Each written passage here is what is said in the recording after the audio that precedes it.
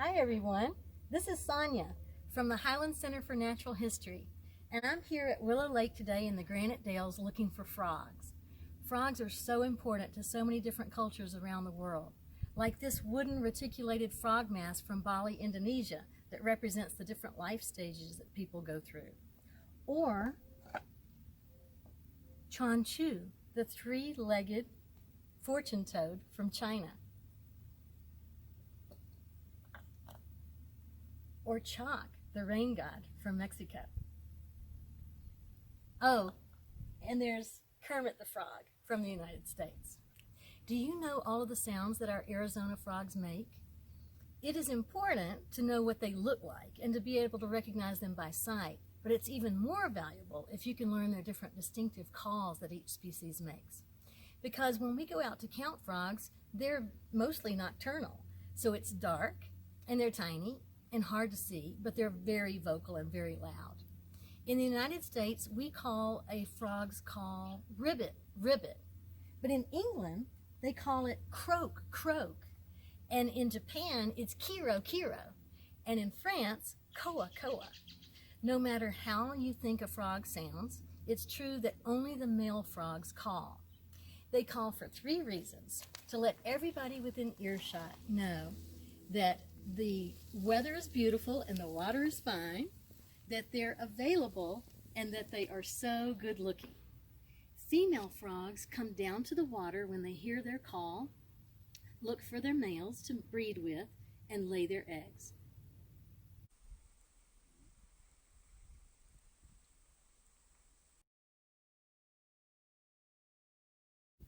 This tiny wooden frog represents the western chorus frog. He's 1.5 inches long and shaped like a pear, and he sounds something like this.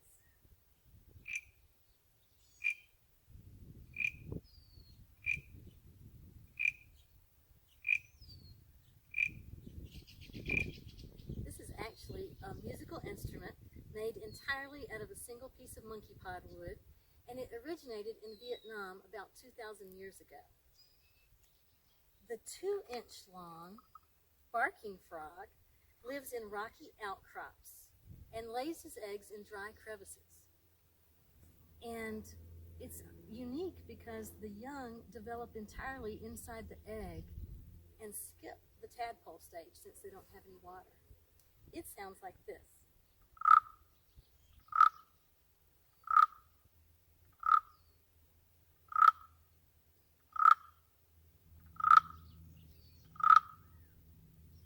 At 3.5 inches, the Couch's spadefoot toad lives in the desert, and he's unusual because he can go from egg to toadlet in 9 short days.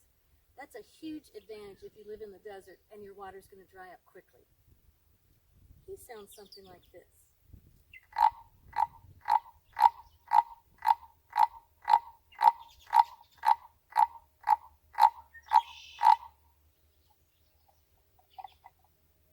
The Sonoran desert toad weighs in at 2 pounds and can be 8 inches long. And he must look like a T-Rex to the other frogs and toads in and around the pond.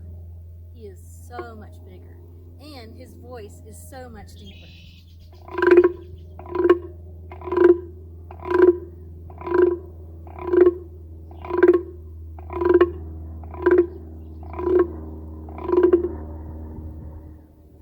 Of course, the Sonoran desert toad is not the largest toad. The award for the biggest toad in the world goes to the cane toad, who gets up to 14 inches long. When he starts calling, all the other frogs and toads in the pond get absolutely quiet because he eats other amphibians as well as mice and rats. And his call can be heard over a mile away on still nights.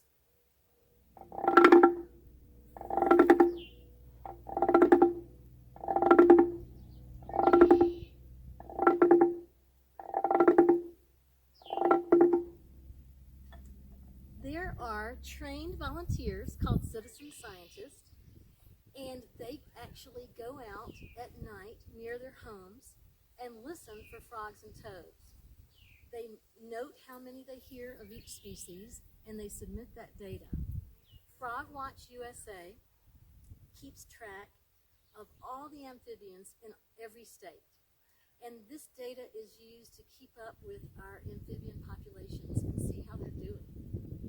We can use that data for scientists to determine which areas should be set aside as conservation areas and habitat restoration areas to try to keep our frogs from going extinct. Thank you so much for sharing this moment with me, and I hope that we can visit together at the Highlands Center very soon.